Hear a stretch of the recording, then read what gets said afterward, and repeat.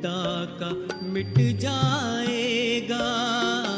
कर तपस्या करो याद शिव को, दिल को आराम मिल जाएगा।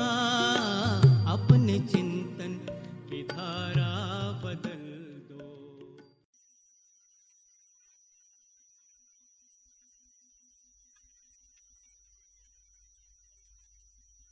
ओम शांति। तो आज जो हमारे आदरणीय देवी भ्राता आपके सामने बैठे हैं, भगवान भाई, और आप किचन डिपार्टमेंट में 25 वर्षों से समर्पित हैं, आज आपके लिए विशेष क्लास कराएंगे कि व्यर्थ और परचिंतन से मुक्ति हमको कैसे मिले। ओम शांति। ओम शांति। तो आज का टॉपिक है व्यर्थ चिंतन और परचिंतन से मुक्त। वैसे ही अभी बाबा ने अव्यक्तवाणी में हमें इशारा दिया, अब हमें एवरेडी बनना है, नष्ट मोहा बनना है। और ये बनने के लिए क्या करना है? जो हमारे पास समय का खजाना है, इस खजाना को व्यर्थ नहीं गंवाना है। क्योंकि संगम युग का सबसे खजाने तो बहुत है, लेकिन सबसे महत्वपूर्ण खजाना है समय। समय के खजानों के आधार से हम अन्य खजानों को इकट्ठे कर सकते हैं। और जितने जिसके पास खजाने अधिक है, वो आत्मा संपन्न बन सकते हैं, एवरेडी बन सकते हैं। और संगम युग में जिसके जितने पास खजाने अधिक है, उतना ही वो सतयुग, त्रेतायुग या पूरे कल्प में वो संपन्न आत्मा, चाहे हर प्रकार से संपन्न बन सकते हैं। तो इसीलिए समय का खजाना व्यर्थ नहीं गंवाना है। तो समय का खजाना व्यर्थ क्यों जाता है, या हम एवरेडी क्यों नहीं बन रहे? तो उसके हमने रीजन ढूंढने हैं, कारण ढूंढने हैं।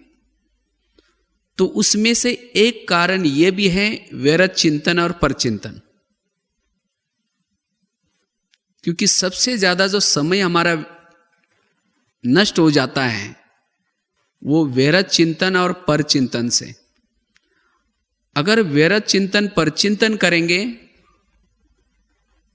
तो एवरेडी नहीं बन सकेंगे और खजानों से संपन्न नहीं बन सकेंगे। तो इसीलिए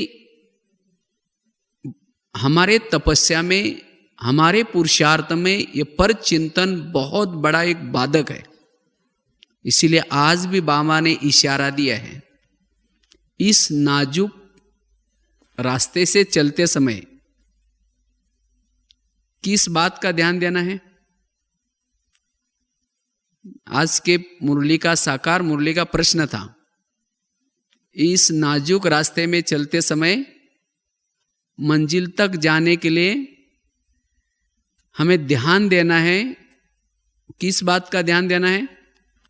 कोई भी फालतू बातें, परचिंतन वाली बातें, जिसको बाबा ने बड़ा कड़ा शब्द यूज किया था, शैतानी बातें जो करता है उसके साथ मित्रता नहीं करनी है, ना सुनने हैं ना सुनाने हैं।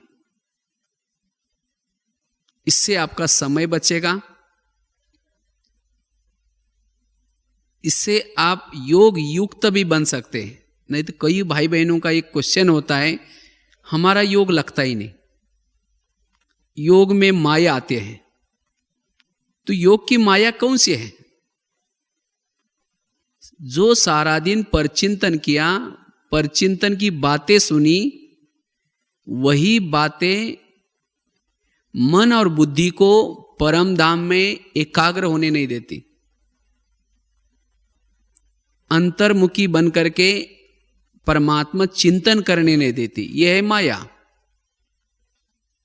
तो इसीलिए अगर योगी बनना है योग की अनुभूति करनी है तो इस पर चिंतन से हमें बचना है। ये हमें अंदर ही अंदर खोखला करता है।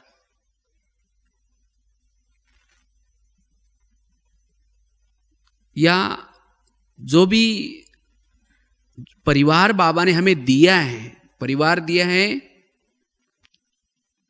हमें स्वोन्नति करने के लिए, ऐसा परिवार हमें कभी नहीं मिलता। लेकिन कभी कभी हम क्या करते हैं, ऐसे परिवार की भी निंदा करते हैं, परचिंतन करते हैं। तो इसीलिए इससे बचना है, क्योंकि परचिंतन सुनने से उस महान आत्मा को भी आप रिस्पेक्ट, रिगार्ड नहीं दे पाएंगे, सम्मान नहीं दे सकेंगे,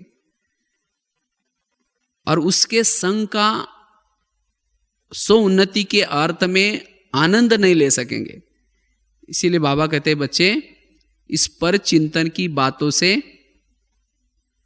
बच करके रहो। पर चिंतन करने से कई गुणों की क्षति हो जाते हैं, कई गुण हमारे से गायब हो जाते हैं। जो पर चिंतन करता है वो अंतर्मुखी नहीं बन सकता, और अंतर्मुखी योग का फाउंडेशन है।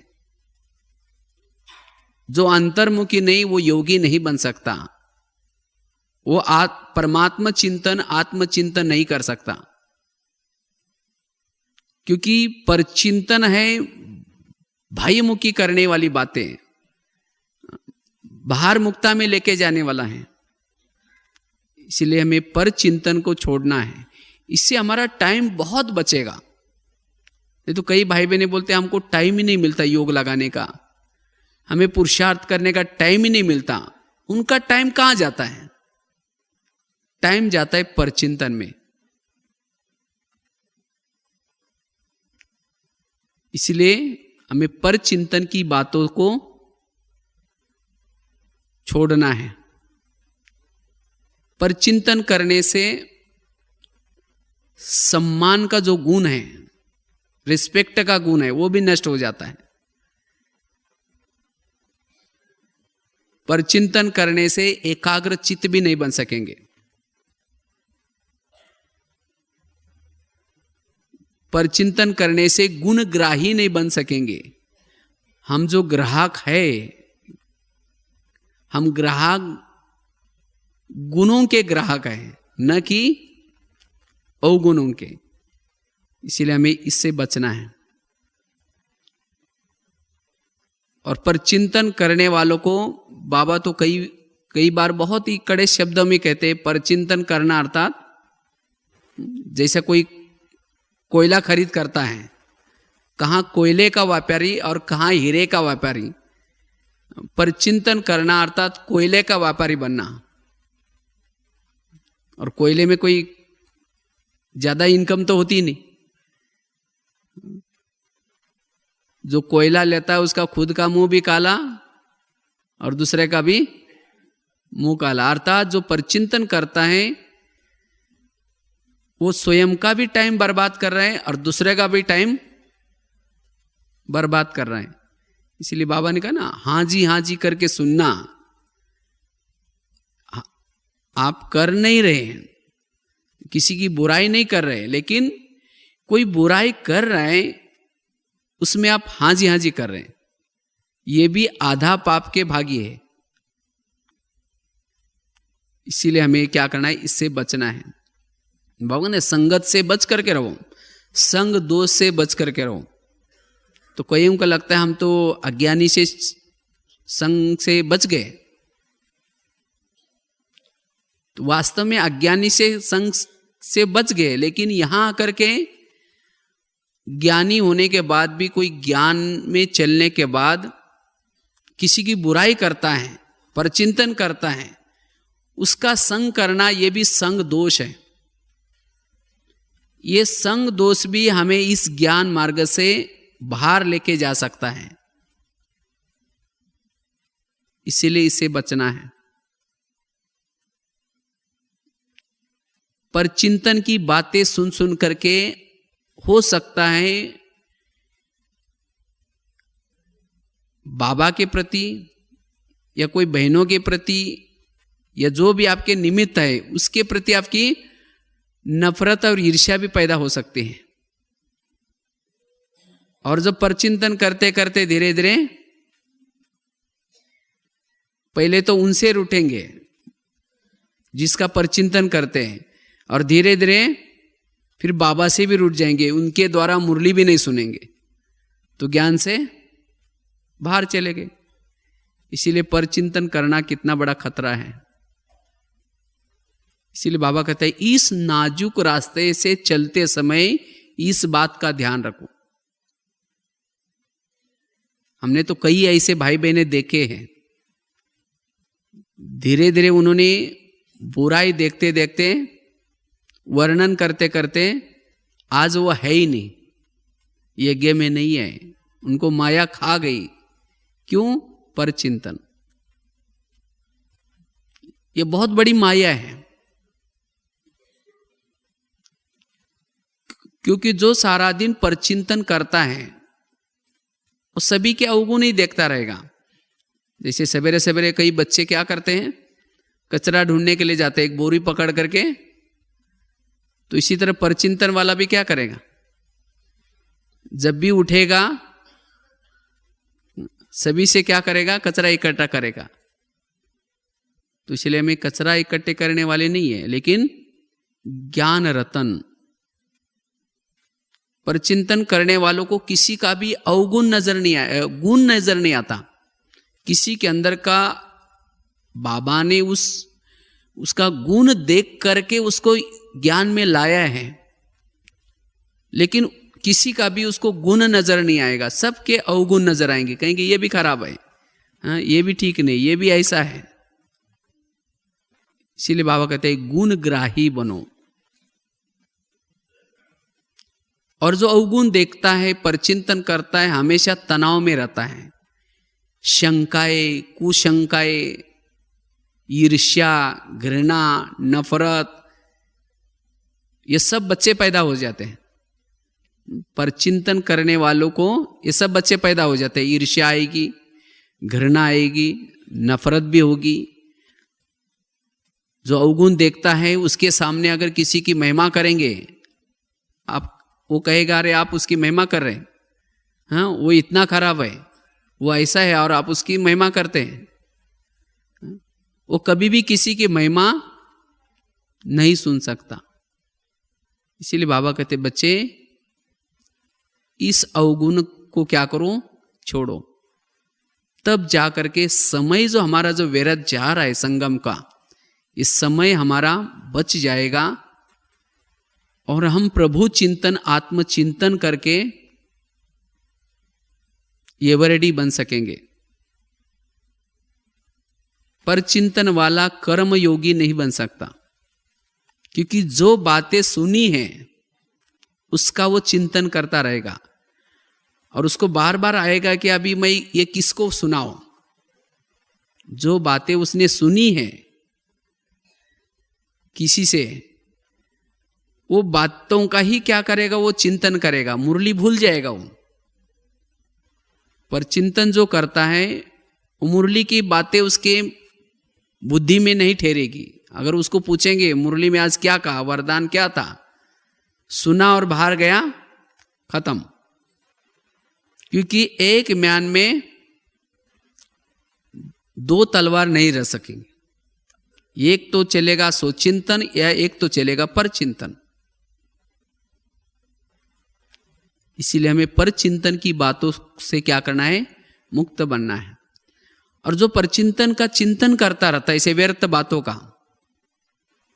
वो उसको डाइजेस्ट में नहीं होगा, क्योंकि आत्मा का भोजन है गुण। आप अगर किसी के गुण देखे वो आपको डाइजेस्ट होंगे, उससे आत्मा की हेल्थ बन जाएंगी, आत्मा में पावर आएगी। लेकिन अगर आपने अवगुण देखे हैं तो अवगुण से आत्मा कमजोर बनती है, क्योंकि आत्मा के अवगुण देखना ये कोई भोजन नहीं है। जैसे शरीर का भोजन, आपने अगर शरीर का भोजन खाएंगे तो उसे शरीर को ताकत आएगी। अगर भोजन से विपरीत कोई चीजें खाएंगे तो क्या हो जाएगा? ताकत आएगी, वो डाइजेस्ट भी नहीं होगा, फिर उल्टी करेंगे उसको। जो शरीर के विपरीत भोजन खाएंगे, जो भोजन शरीर का नहीं है वो खाएंगे तो डाइजेस्ट नहीं होगा, तो क्या करेंगे? उसको उल्टी करेंगे। और उल्टी करने के लिए कहाँ जाते हैं ना? जैसे किसी को वोमिटिंग आते हैं तो क्या ढूंढता है वो? उसको चैन भी नहीं आएंगी। जिसको जो अगर उल्टा सुल्टा भोजन खाया है वो इधर उधर करता रहेगा, उसको नींद नहीं आएगी और उठ करके क्या करेगा? वो उल्टी करेगा। जब जो चीजें खाए वो बाहर जाएगी तब जाकर के उसको शांति से नींद आएगी। इसी तरह जो परचिंतन करता है, जो सारे दिन दूसरे की अवगुण बुराई देखता है, उसका वो अंदर से अंदर चिंतन करता है और चिंतन करने से वो बातें उसको डाइजेस्ट नहीं होगी, उसको सुख और शांति से नींद नहीं आएगी। वो क्या करेगा? फिर वोमिटिंग करेगा। और वोमिटिंग करने के लिए क्या ढूंढेगा? Wash basin. वॉश बेसिन अर्थात कान। कान का आकार कैसे है? वॉश बेसिन की तरह है। और हर एक के वॉश बेसिन फिक्स होते हैं, 2-3। वहां जाकर के वो उल्टी करेगा तब जाकर के उसको नींद आएगी, चैन होगी। और वो भी क्या करेगा? जो सुनने वाला भी अपना वॉश बेसिन को आगे करके उसको ध्यान से सुनेगा। हाँ, और क्या हुआ? तो जिसने सुना वो भी खराब और जिसने सुनाया वो भी खराब। इसीलिए बाबा कहते बच्चे सारा दिन सबके क्या करो? गुण देखो। गुण देखने से आत्मा क्या हो जाएगी? शक्तिशाली होगी। अगर हम किसी का परचिंतन करते हैं, ये ऐसा है, ये ऐसा है, इसका मतलब ड्रामा के ऊपर हमारा निश्चय नहीं है। अगर कोई परचिंतन करता है इसका मतलब ड्रामा के ऊपर उसका निश्चय नहीं है, सीधी बात है। क्योंकि संसार में जो कुछ चल रहा है सब ड्रामा प्लान अनुसार चल रहा है। हर आत्मा जो पार्ट बजा रहे हैं वो ड्रामा प्लान अनुसार बजा रहे हैं। इसका मतलब उसका ड्रामा के ऊपर निश्चय नहीं है, उसका कर्म गति के ऊपर निश्चय नहीं है, उसका बाबा के ऊपर भी निश्चय नहीं है। क्योंकि खेल किसने बनाया? बाबा ने बनाया। जिसने बनाया वो तो निश्चिंत बैठा है और हम कहते हैं कि ये ऐसा क्यों करता है, हाँ ये ऐसा क्यों कर रहे हैं। तो इसीलिए हमें इससे क्या करना है? बचना है। मालिक बैठा है ऊपर, चाहे सेंटर का मालिक, चाहे यज्ञ का मालिक या सृष्टि का मालिक, वो कौन है? बाबा है, वो बैठा है। तो इसीलिए हमें कोई भी प्रकार की जो एक्टिविटी चल रहे, जो बातें चल रहे, उसके बारे में चिंतन करके ना हमें अपनी वृत्ति को खराब करनी है, ना किसी को सुना करके उसके वृत्ति को, उसके भावना को खराब करनी है। क्योंकि जब ये बातें हम चिंतन करते हैं किसी की बुराई की, तब हमारी वृत्ति बन जाते हैं और जैसी वृत्ति वैसा हमारा व्यवहार बन जाता है। इसीलिए हमारे आपस में व्यवहार क्यों बिगड़ते, उसका कारण है परचिंतन। और हमारा योग का आधार भी भावनाएं हैं। अगर एक दूसरे के प्रति भावनाएं खराब करेंगे, कोई स्थान के प्रति भावनाएं खराब करेंगे, भावनाएं बिगड़ी, योग बिगड़ा। फिर कहेंगे तो पहले जब आए थे तो योग बहुत अच्छा लगता था, लेकिन अभी पता नहीं क्या हो गया। पहले जब आए थे और किसी का परिचय भी नहीं था, बस बाबा को देख के आए थे, बाबा की बातें सुनते थे और उसका ही चिंतन करते थे। फिर जैसे जैसे यहाँ बहनों के संपर्क में आए, सेवा के संपर्क में आए, एक दूसरे के स्वभाव संस्कार पता चलने लगे, फिर बाद में धीरे धीरे पर चिंतन करना ये ऐसा है, फिर इधर का समाचार उधर लेकर के शुरू हो गया, ज्ञान योग का चिंतन बंद हो गया। और उसके कारण जो योग की स्थिति बननी चाहिए वो नहीं बन रही। इसीलिए बाबा कहते हैं सारा दिन हमें ध्यान रखना है, कोई भी आकर के हमें किसी के बारे में भी अगर बुराई सुनाता है वो हमारा दुश्मन है, वो हमारी बुद्धि को बाबा से हटा रहा है। इसीलिए पर चिंतन से हमें क्या करना है, मुक्त बनना है। इससे हमारा योग में भी क्या होता है, टाइम वेस्ट हो जाता है। भले योग में बैठेंगे लेकिन वही बातें चलेंगे, इसने मुझे क्यों बोला, इसने ऐसा क्यों कहा, फिर ये बात मैं उसको बताऊंगा। बैठे योग में लेकिन चिंतन वो चल रहा है, ये भी टाइम वेस्ट है। कर्म कर रहे हैं लेकिन कर्म में भी वही बातें, कर्म में योग नहीं है। इसीलिए हमें क्या करना है, पर चिंतन की बातों से बचना है। अगर पर चिंतन करते करते धीरे धीरे, जैसे कहा ना एक, तो हम इस ज्ञान मार्ग से भी आउट होने की संभावना है। तो इसलिए भावनाओं को हम अपने चेंज परिवर्तन नहीं करना है। भावनाएं हमारी ऊंची, कोई कैसा भी हो लेकिन सभी के प्रति भावनाएं ऊंची। एक कुछ दिन पहले मैंने मराठी मैगजीन में एक आर्टिकल लिखा था, उसमें एक बहुत अच्छे एक लेख लिखा था, किस तरह से अगर हम किसी के प्रति भावनाएं बदलते हैं तो धीरे धीरे हम इस अच्छे ज्ञान मार्ग से भी वंचित हो सकते हैं। एक जगह पर एक सत्संग चलता था और उसमें काफी सारे सत्संग सुनने के लिए वो भाई बहनें आते थे। तो उसमें जो गुरु था, एक दिन एक शिष्य को बुला करके कहता है कि आप इतना अच्छा रोज आते हैं और सामने बैठते हैं, इतनी अच्छी सेवा करते हैं, कहते हैं कि आपको क्या चाहिए, आप किसी लिए भक्ति करते हैं? तो कहता है कि मुझे कुछ नहीं चाहिए। नहीं, बोलो भला क्या चाहिए? तो शिष्य को लगता है चलो गुरुजी कह रहे हैं तो एक चीज मांगता हो। तो कहता है कि मेरी कोई और इच्छा नहीं है, लेकिन मेरी इतनी एक इच्छा है कि मेरे बारे में सबके दिल में क्या चलता है वो मैं जानना चाहता हूं। तो गुरुजी ने कहा ठीक है। उसके लिए क्या क्या उसको वरदान दिया, साथ में एक छड़ी दी, कहा कि जब भी किसी के दिल में कुछ चलता है तुम्हारे बारे में, वो जानना चाहते हो, उसी समय ये छड़ी क्या करना, दिल में लगाना तुम्हारे, और उस व्यक्ति का नाम लेना। जिसके दिल में तुम्हारे बारे में क्या चल रहा है उस व्यक्ति का नाम लेना तो तुम्हें पता चलेगा। तो इतना कह के वो शिष्य क्या करता है, वो छड़ी लेता है, वरदान लेके सत्संग से जाता है अपने घर में। जब जाता है तो जाते जाते रास्ते में उसको याद आता है गुरुजी ने ये छड़ी दी है, उसकी मैं चेकिंग करता हूं। तो सोचता है सबसे पहले मैं ये देखता हूं कि गुरु के अंदर मेरे बारे में गुरु के दिल में क्या चलता है, मैं चेक करता हूं। तो क्या क्या वो छड़ी ली, अपने दिल में लगाई और गुरुजी का नाम लिया। जब छड़ी दिल में लगाई, गुरुजी का नाम लिया, तो छड़ी क्या होगी, थोड़ी सी काली होगी।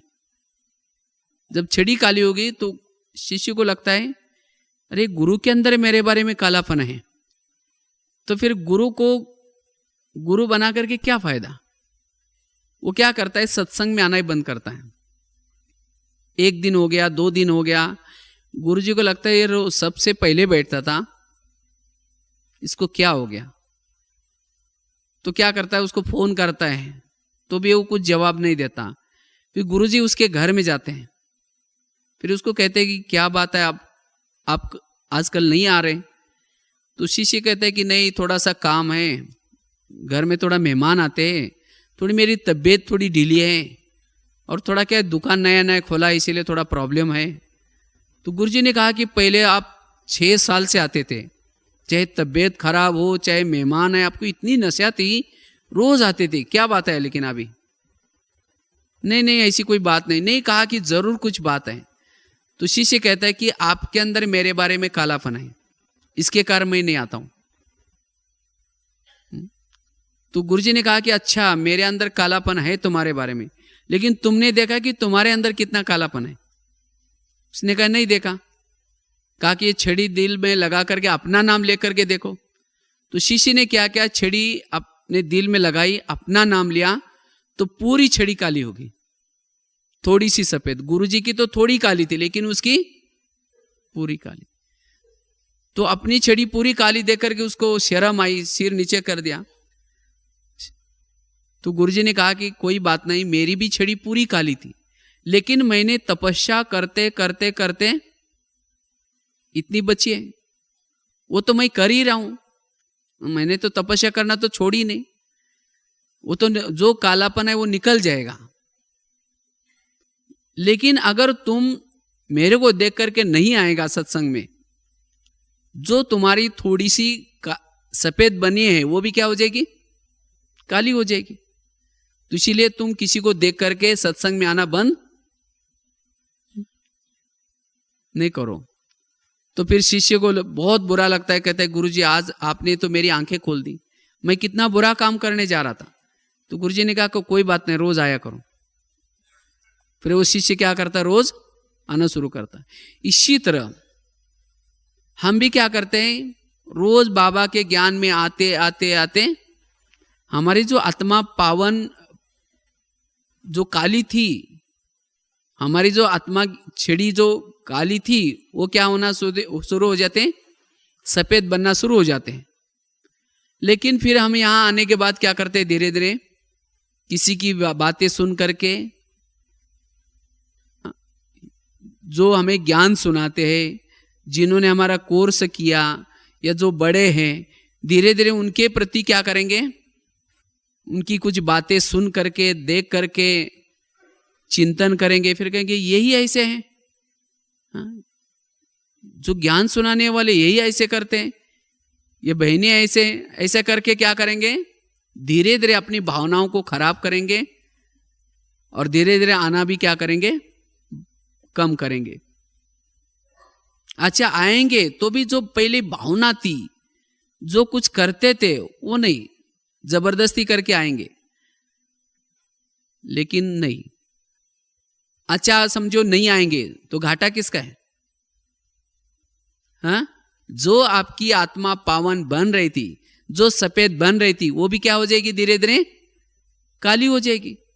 तो घाटा कोई बहनों का या बाबा का या किसी और का नहीं है, घाटा किसका है? घाटा अपना ही है। इसीलिए बाबा कहते हैं इस नाजुक रास्ते में चलते समय हमें क्या करना, ये बड़ा ध्यान देना है, ये भी बहुत बड़ी माया है।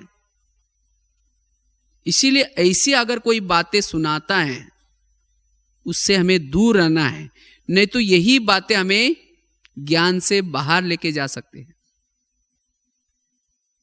भावनाओं को खराब कर सकते हैं।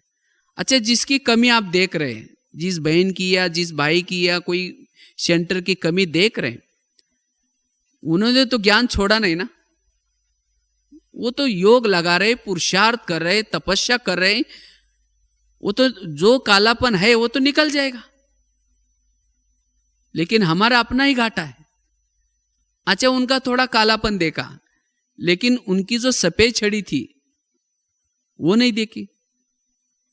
आज वो कितने साल से ज्ञान में चल रहे, आज उन्होंने कितने लोगों को ज्ञान सुना करके कितनी दुआएं कमाई होंगी, तो वो सफेद जो छड़ी इतनी लंबी थी वो नहीं देखी, थोड़ा सा दाग वो देख लिया। इसीलिए बाबा कहते हैं हर आत्मा में कोई ना कोई अवगुण तो होता है, नहीं तो बाबा को आने की क्या जरूरत है? अगर सभी संपन्न होते, सभी गुणवान होते तो बाबा के आने की जरूरत है क्या? इसीलिए बाबा कहते हैं ना किसी के अवगुण नहीं देखो, इसलिए कहते हैं निर्गुण हारे में कोई गुण नहीं। इस दुनिया में हर आत्मा में कोई ना कोई विशेषता भी होते हैं, कोई ना कोई गुण भी होते हैं। तो हमें विशेषता को देखना है, गुणों को देखना है, ना कि अवगुणों को। इसलिए जितना हम इस माया से बचे रहेंगे उतना हम टाइम हमारा बच जाएगा। नहीं तो जैसे वो समाचार पत्र होते हैं ना, आज की न्यूज़ क्या है, इसी तरह कभी कभी हम क्या करते हैं, कोई वैरत देखते हैं, फिर एक ने देखा दूसरों को सुनाया, जैसे न्यूज़ फैला रहे हैं। क्योंकि ये वैरत बातों से वायुमंडल खराब हो जाता है। जितना वैरत का चिंतन करते हैं उतना वायुमंडल खराब हो जाता है। तो हम बाबा के यज्ञ में सहयोगी हैं या वायुमंडल खराब करने वाले हैं? जो परचिंतन करता है वो वायुमंडल को खराब करता है। कई तो हड्डी सेवा करेंगे, खूब सेवा करेंगे, लेकिन 1 घंटा बैठ करके किसी के बारे में बैठ करके क्या करेंगे, बुराई करेंगे, परचिंतन करेंगे। तो जो अपने पुण्य जमा किया वो क्या किया, खत्म किया। तो कमाया और क्या किया। जैसे कोई रास्ते में गया, बहुत तेजी से रास्ते में गए और फिर बाद में वापिस आए, फिर गए फिर वापिस आए, तो वही घूमेंगे, आगे कब बढ़ेंगे। इसी तरह हम क्या करते हैं, बहुत कभी दिल से मेहनत करके पुरुषार्थ करते, अमृत वाला करते, तन मन धन से सेवा करते, लेकिन फिर 1 घंटा बैठ करके क्या करते, किसी की बुराई करते। मैं माना आगे गए और फिर वापिस आए, यही करेंगे तो ऊपर कब चलेंगे। इसीलिए हमें पर चिंतन की बातों से बचना है और अपना जो समय है उस समय क्या करना है, बचाना है। सो चिंतन करना है। इससे हमारी भावनाएं खराब हो जाते हैं। पर चिंतन एक धुआं है। जैसे कोई फैक्ट्री से धुआं निकलता है तो गवर्नमेंट क्या करते हैं, आजकल पॉल्यूशन होता है ना, पॉल्यूशन होता है तो पेड़ खराब हो जाते हैं, कई लोग भी बीमार होते हैं। तो इसीलिए गवर्नमेंट क्या करते हैं, जो फैक्ट्री पॉल्यूशन कर रहे हैं उसको क्या करते हैं, लॉक कर देते हैं, बंद कर देते हैं। तो इसी तरह अगर हम भी परचिंतन करते हैं, हम भी फैक्ट्री है, अगर परचिंतन करेंगे तो ये धुआं क्या हो जाएगा, पूरा ब्रह्मांड में जाएगा और पॉल्यूशन हो जाएगा। कई आत्माएं बीमार हो जाएगी, उससे भी दुखी हो जाएगी, तनावग्रस्त हो जाएगी। इसीलिए बाबा क्या करेगा, फिर परमधाम से देखेगा ये कौन सी फैक्ट्री से धुआं आ रहा है, एमपी से आ रहा है, यूपी से आ रहा है, महाराष्ट्र से आ रहा है, तो उसकी फैक्ट्री को क्या कर देगा, फिर लॉक कर देगा। इसीलिए कई भाई बहने ज्ञान में आने के बाद उनकी बुद्धि का ताला बंद हो जाता है।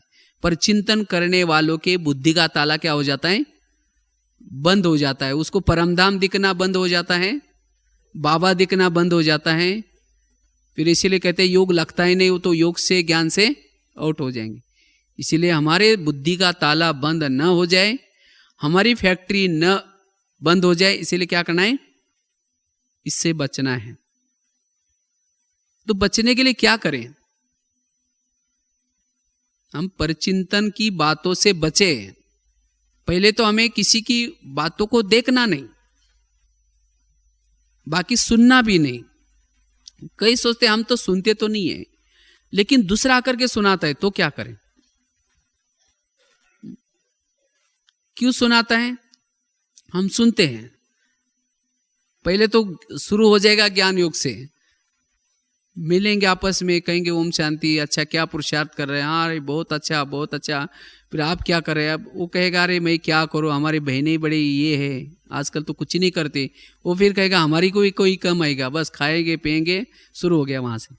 हाँ, फिर हमारी बहनें ऐसे है, वो भाई ऐसा है, फिर हमारी भाभी ऐसा है, पति ऐसा है। फिर 1 घंटा तक क्या करें। अगर एक दिन उनकी बातों को सुनेंगे तो दूसरे दिन भी उसने कुछ देखा है ऐसी कचरा पट्टी, तो किसको बुलाएंगे, जिसने सुना है उसको कहेंगे आ जाओ, उसको बुलाएंगे या खुद वहां हो करके जाएंगे, कहेंगे शुरू करेंगे। तो इसीलिए हमें क्या करना है, इसकी प्रैक्टिस करनी है। ये तो बहुत बड़ी बीमारी है परचिंतन सुनना, ये कन रस है। जिस कान में अमृत डाला है उस कान में जहर नहीं डालना है। जिस कानों से बाबा के महावाक्य सुने और उस कान के द्वारा किसी की बुराई सुन रहे, तो क्या हो जाएगा? अगर जहर में अमृत में अगर थोड़ा जहर डाल दो तो क्या हो जाएगा? खराब हो जाएगा वो। इसी तरह ये बुद्धि हमारा एक मटका है और इसी मटके में अगर व्यर्थ बातें डाली, सब जो मुरली सुनी भूल जाएगी, धारणा में नहीं आएगी। इसीलिए हमें क्या, इन बातों से बचना है। अगर कोई सुनाता भी है तो उस समय एक प्रैक्टिस करो, अपना सिर को पकड़ के रखो, हाँ भी नहीं करो ना भी नहीं करो। अगर सिर को पकड़ के रखेंगे तो जबरदस्ती थोड़ी सुनाएगा। हम क्या करते हैं, सिर हिलाना शुरू करते हैं पहले शुरू। हाँ, जब सिर हिलाना शुरू करते हैं तो उसको लगता है, उसको अच्छा लग रहा है, सुन रहा है। अगर आप सिर को पकड़ के रखेंगे, हाँ भी नहीं करेंगे ना भी नहीं करेंगे, उसको लगेगा ये कहीं जिसकी बातें सुना रहा है उसको बता तो नहीं दे, ये भी उसे मिला हुआ, इसीलिए वो चुप हो जाएगा तुरंत। लेकिन हम कहते हैं हाँ अच्छा, आपके साथ भी ऐसा किया, मेरे साथ भी ऐसा किया था उसने। हाँ, तो उसको लगता है अच्छा, ये भी उसके साथ भी उसकी बनती नहीं, फिर शुरू करे ये अपना ठीक है। और मित्रता उनकी बनती है जो आपकी परचिंतन की बात, व्यर्थ बातें जो सुनता है, वो दोनों की क्या हो जाते हैं, मित्रता बनते हैं। फिर घूमेंगे, चलेंगे, चलते फिरते वही चिंतन चलेगा। बाबा कहते हैं चलते फिरते ज्ञान की चर्चा करो। तो ऐसे की मित्रता हमें नहीं करनी है। इसीलिए संगम युग का जो हमारा जो टाइम वेस्ट हो जाता है, इस बातों से जाता है। इसीलिए आज बाबा ने बहुत अच्छा ये इशारा दिया, समय को बचाने के लिए, समय के खजानों को बचाने के लिए, ये वर्डी बनने के लिए आज हमें प्रतिज्ञा करना है कि आज से हम किसी का भी परचिंतन नहीं करेंगे। उसके लिए ये अभ्यास, अगर कोई सुनाता है तो उसकी महिमा करना शुरू करो। वो उसकी बुराई सुना रहा है, वो ऐसा है, वो नहीं, वो बहुत अच्छा है, मेरे साथ तो बहुत अच्छा व्यवहार करता है। जिसका वो परचिंतन कर रहा है दूसरा, आप उसकी महिमा करेंगे, उसको अच्छा लगेगा। ये बहुत बड़ी सेवा है। इसीलिए बाबा का ने कहा ना, रहम दिल बनो। रहम दिल बन करके क्या करो, दूसरे का भी, दूसरा अगर कोई करता है तो उससे भी छुड़ाओ। तो हाँ जी करके उसको सुनना नहीं है। नहीं तो जा भी रहे तो उसको कहेंगे बैठो ना, चाय पानी पी के जाओ ना, बताना और क्या हुआ। उसको चाय पानी भी पिलाएंगे। अगर ऐसी बातें सुनाने वाला कोई घर में आता है तो दरवाजा बंद कर दो। उसको बोलो कि क्या है, मेरे को थोड़ा टाइम है, नहीं है आज, कहीं भले झूठ बोलो उसमें तो भी चल जाएगा, बहुत अच्छा है, ताकि आपकी भावना तो खराब नहीं होगी किसी व्यक्ति के प्रति। इसीलिए हमें भावनाओं को बदलना, खराब नहीं करना है। जिसने हमें क ख सिखाया है, कई क्या करते हैं, अपनी जो मुरली सुनाने वाली बहनें हैं या जो भी कुछ सीनियर भाई बहनें, उनकी भी बुराई करते हैं। अगर उनकी बुराई करेंगे तो आप कभी भी मुरली के पॉइंट्स कैच नहीं कर सकेंगे। अगर किसी के प्रति आपकी बुराई है, उसके प्रति परचिंतन करते हैं, भावना खराब है, तो उसकी बातों को आप सुन नहीं सकेंगे, मुरली को भी।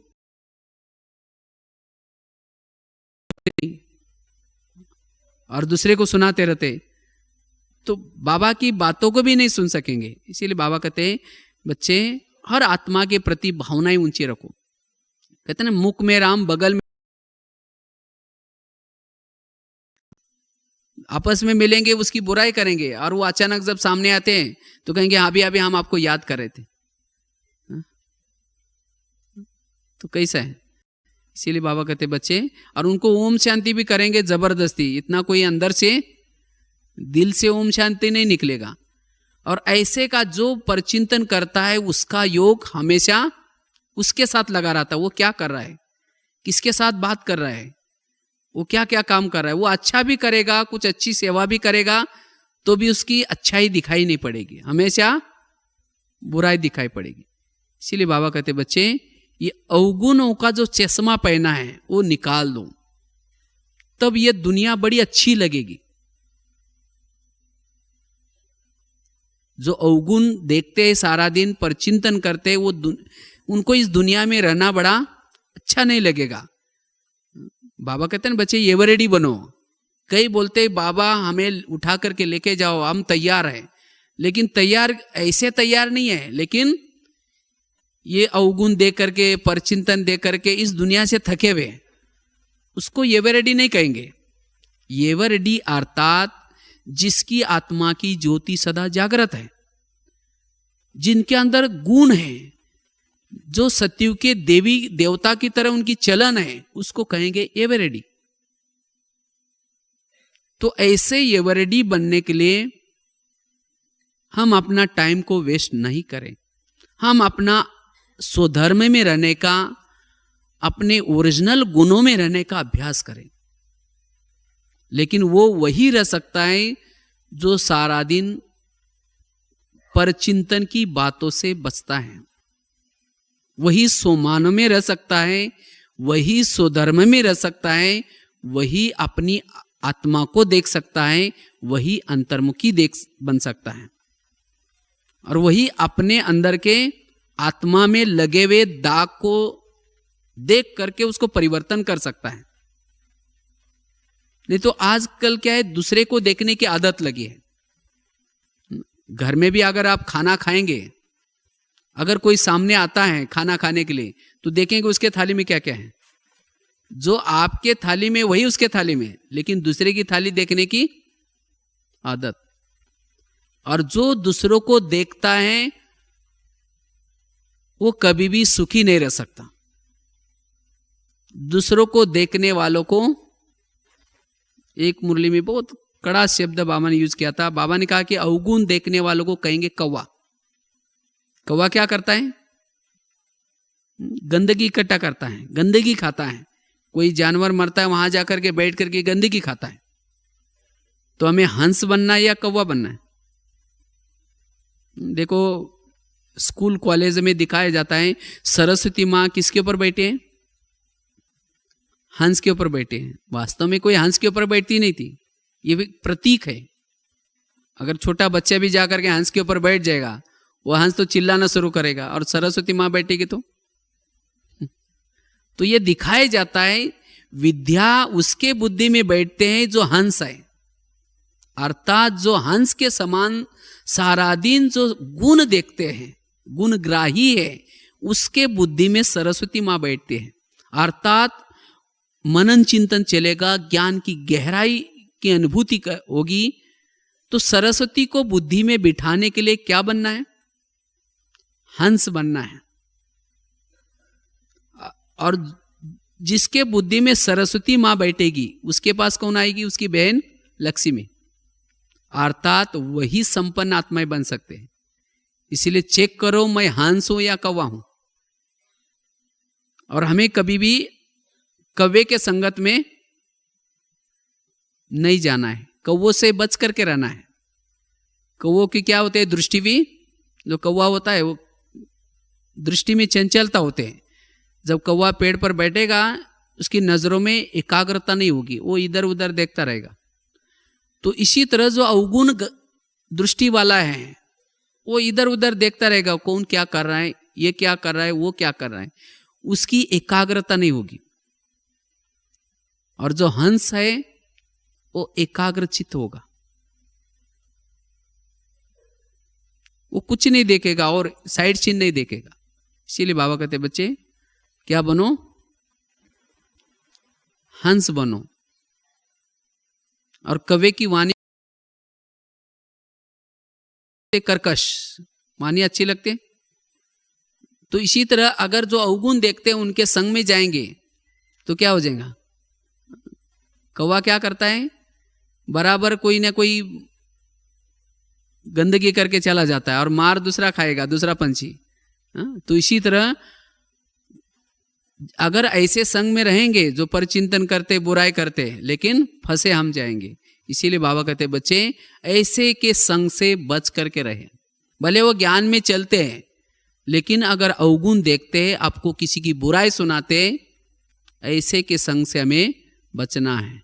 ये इतनी पावर हो आपके अंदर, जो अगर वो किसी की बुराई सुनाता भी है तो उसको समझाओ, अरे कोई बात नहीं, बाबा कहते हैं ड्रामा है, हर आत्मा का अपना अपना पार्ट है। आप उसकी बुराई क्यों करते? आप बुराई नहीं करो बस। अगर आप बुराई करेंगे, मैं आपके संग में कल से नहीं आऊंगा।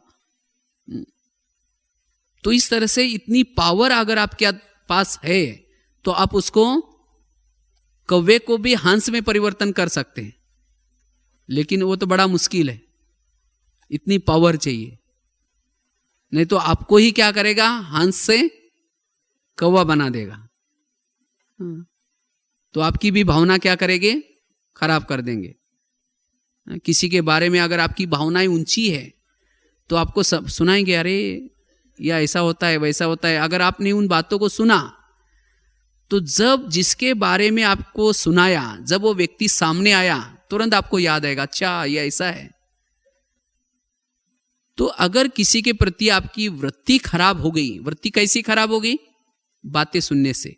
सुना, चिंतन किया और वृत्ति बन गई, और वृत्ति से वाइब्रेशंस बन जाते हैं।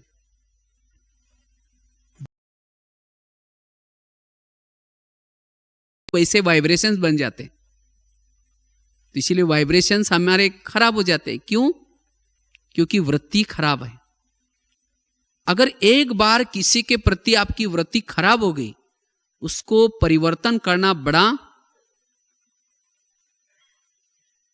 बहुत समय लगेगा। इसीलिए वृत्ति में कोई भी निगेटिव बातें हमें नहीं डालनी है। और ये तो हमारी कोई मिसअंडरस्टैंडिंग होती है या गलत फहमी होती है, और उस गलत फहमी के कारण, शंका कुशंका के कारण हम वृत्ति को क्या करते हैं, खराब करते हैं। इसीलिए इस नाजुक रास्ते में चलते, क्योंकि हम तो संगठन में रहते हैं। अब जैसे यहाँ काफी सारे भाई बहने रहते हुए भी हम लोग, मैंने ये जो छड़ी वाली कहानी आपको सुनाई, सदा ही हमने उसको याद रखी है, और उसके कारण यहाँ रहते हुए भी हर आत्मा के प्रति भावनाएं ऊंची, और जिसके कारण ज्ञान का चिंतन यहाँ रहते हुए भी, सब में रहते हुए भी ये ज्ञान का चिंतन, मनन चिंतन कर सकते हैं। तो इसी तरह हमें भी अपने जीवन में उन्नति अगर करनी है, अपना टाइम ज्ञान योग में लगाना है, तो इस बातों से हमें क्या करना है, बचना है। कोई भी प्रकार के व्यर्थ समाचार हमें ना सुनने हैं, ना किसी को सुनाने हैं। जो कुछ हो रहा है सब बाबा देख रहा है, बाबा बैठा है, बाबा का यज्ञ है। तो हमें उन बातों को सुन करके औरों को पास ऑन नहीं करना। अगर सुनी भी है किसी की गलत बातें या देखी भी है, उसको क्या करो, वही पेट में डाइजेस्ट करो, इधर उधर नहीं फैलाओ। तो ये पुरुषार्थ हमारा बहुत जरूरी है। इससे हमारा टाइम वेस्ट हो जाता है। इसके लिए एक बहुत अच्छा एक कहानी सदा हमने याद रखी थी। एक जैसे एक शिष्य था, गुरुजी के पास जाता है, तो गुरुजी ने उसको पूछा, एक शिष्य था वो भगवान जी के पास जाता है, तो भगवान को कहता है कि भगवान मैं जीवन में बहुत आगे बढ़ना चाहता हूँ, मैं बहुत उन्नति करना चाहता हूँ। कहता है कि मुझे जीवन में सुख चाहिए, शांति चाहिए। भगवान ने कहा अच्छा, बहुत सारी इच्छाएं लेकर के वो गया था भगवान के पास। तो भगवान ने कहा ठीक है, तुम्हारी सभी इच्छा पूर्ण होगी, मैं तुम्हें वरदान देता हूं उसके लिए, लेकिन साथ में कहते हैं मैं तुम्हें 2 थैले देता हूं। एक थैले को तुम क्या करना, आगे रखना, और दूसरे थैले को पीठ के पीछे लटका करके रखना। एक थैले को आगे लटकाना और दूसरा पीछे लटकाना। और कहता है कि जो आगे वाला जो थैला है, उस थैले के अंदर तुम्हारे जीवन में जितनी भी बुराई है, कुछ अवगुण रहे हैं, उस बुराई की चिटकी बना करके डाली है। और पीछे वाले थैले में तुम्हारे पड़ोस में रहने वाले, घर में रहने वाले मित्र संबंधी, उन सभी लोगों की बुराई है, चिटकी बना करके उसकी भी डाली है। लेकिन उस थैले को तुम क्या करना, बांध करके पीछे रखना, उसके बारे में सोचना नहीं, उसको देखना भी नहीं। और कहते हैं कि आगे जो थैला है उस थैले के अंदर की चिटकी को बार बार देखना और उसके अंदर परिवर्तन करना। तो तुम्हारी जो भी इच्छाएं हैं, तुम सुख चाहते हो, शांति चाहते हो, ये सब तुम्हारी इच्छा पूर्ण हो जाएगी। जाओ, मेरा तुम्हारे लिए वरदान है। लेकिन फिर भगवान ने उसको इशारा दिया, थैले का ध्यान रखना, पीछे का पीछे रखना, आगे का आगे रखना। उसने कहा मैं जरूर करूंगा क्योंकि मुझे सुख शांति चाहिए। तो जाता है। कुछ साल के बाद वो व्यक्ति उन बातों को भूल जाता है और क्या करता है, पीछे का थैला आगे करता और आगे का थैला पीछे करता है। जैसे उसके थैले उल्टे हो गए, उसके वरदान भी उल्टे हो गए। वो दूसरे की बुराई को देख करके, खोल करके सोचता है, चिंतन करता है, फिर औरों को भी जाकर के सुनाता है। तो कुछ समय के बाद वो व्यक्ति दुखी हो गया, अशांत हो गया। फिर बाद में दोबारा वो भगवान के पास आया। तो फिर भगवान को वही क्वेश्चन करता है, भगवान आपने तो मुझे वरदान तो दिया था सुख शांति के लिए, लेकिन तो भी मुझे सुख शांति नहीं मिली। भगवान ने कहा अच्छा, तुमको मैंने वरदान तो दिया था, साथ में 2 थैले भी दी थी, उस थैले को तुमने कहाँ रखा? तो कहते हैं हाँ कभी कभी आगे पीछे हुआ था, और कहा कि इसके कारण तुम्हारे वरदान भी आगे पीछे हो गए, उल्टे हो गए। तो इसी तरह आज हम भी यहां आए मधुवन में, किसी लिए आए? ये सेंटर पर जाते किसी लिए जाते हैं? जीवन में कुछ सुख मिले, कुछ शांति मिले, जीवन में कुछ तरक्की हो जाए, इसीलिए जाते हैं ना। तो जब यहां आते हैं तो बाबा हमें वरदान देता है, साथ में 2 थैले देता है। दूसरे की बुराई को कहां रखो? पीछे, और अपनी बुराई को आगे।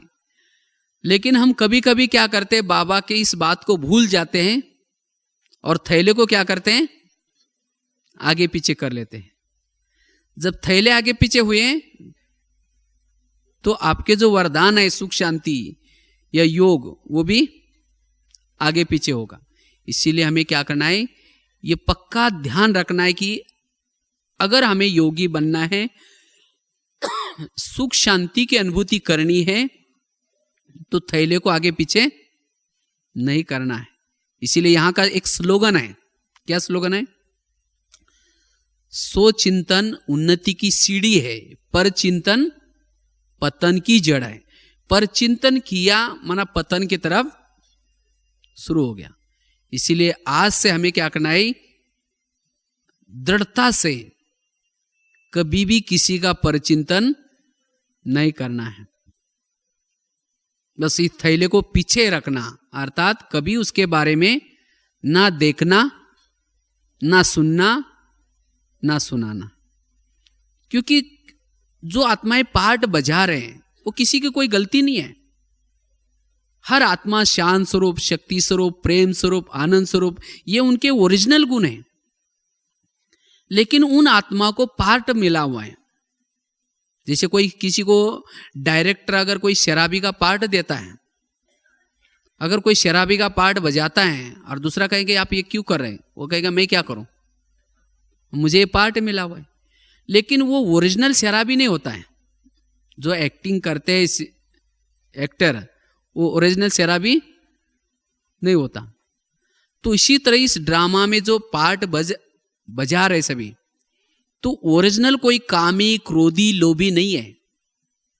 ओरिजिनल सबके गुण क्या है आत्माओं के? शांत स्वरूप, आनंद स्वरूप, शक्ति स्वरूप, प्रेम स्वरूप।